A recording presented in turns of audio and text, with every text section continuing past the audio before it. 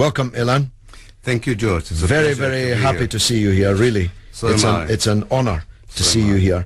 Can you tell us, in summary, what the book story is? The book story is actually about the crime that Israel committed in 1948, which, according to the international legal understanding, is defined as a crime against humanity. This is ethnic cleansing.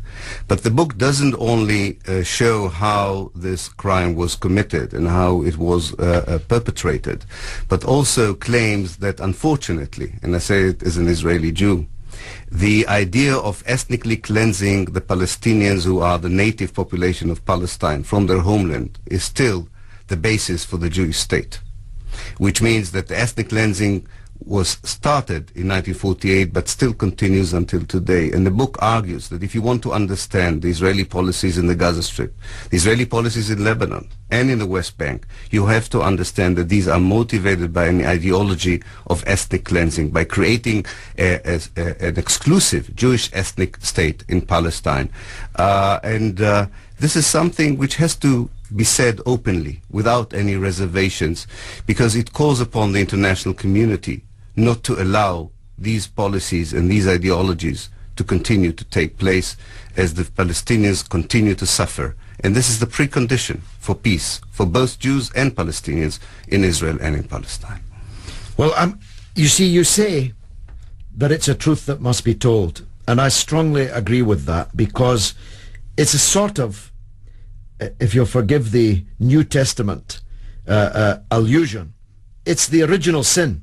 It's the original sin which led to the birth of the state, after which all the other sins are consequent. That's I think, the way that we have to look at it. It was the illegitimate way in which this state was created that has led to all the other illegitimate acts. And if you just deal with the acts singly or seriatim, without looking at the original sin, then you'll fail to understand the reality of this conflict. Essentially, the Zionist idea that there was a land without people, which could be given to a people without land, was a fundamental untruth. Palestine did have a people, and that people had to be driven out of Palestine in order for the new state to be born.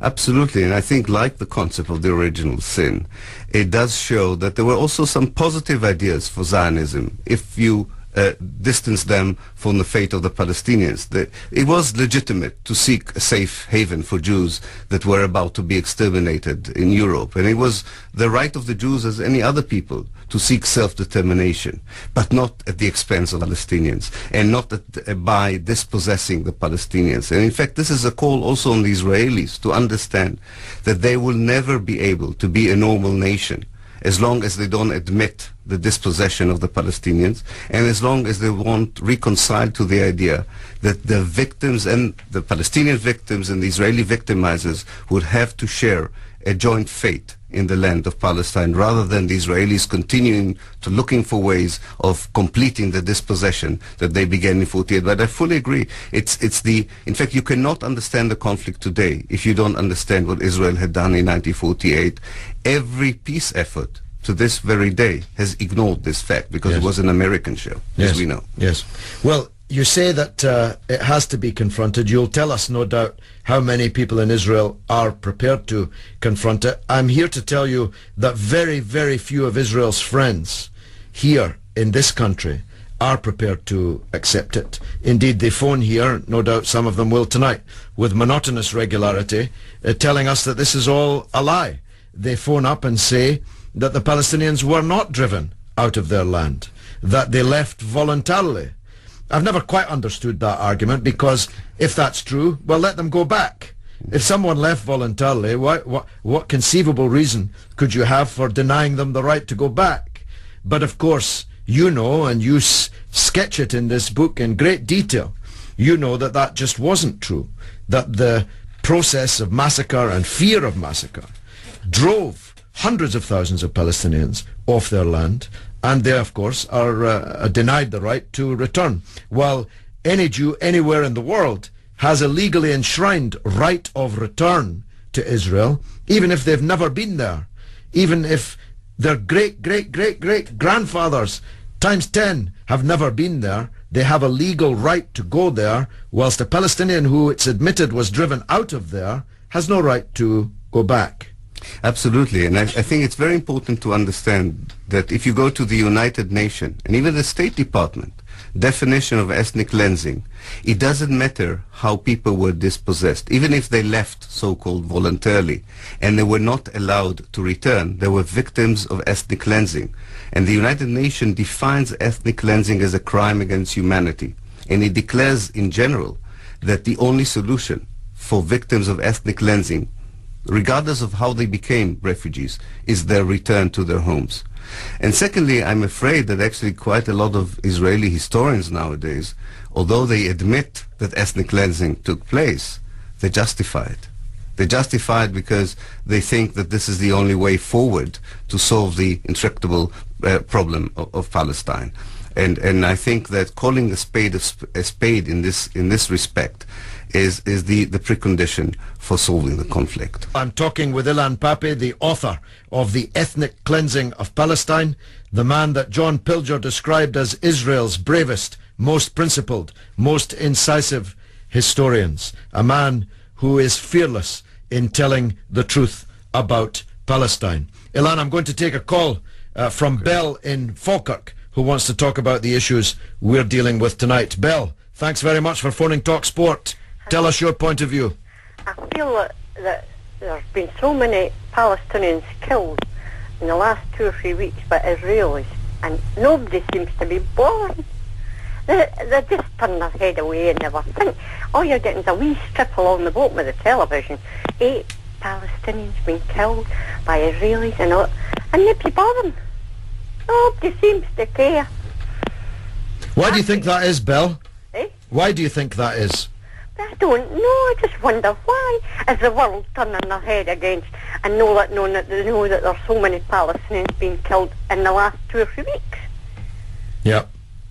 Ilan, I was on a Sky News interview a few weeks ago. It was an altercation between me and the Sky presenter who was in Jerusalem, and I put to the woman that you know the name and the family history of every one of the Israeli soldiers that you say have been, quote-unquote, kidnapped.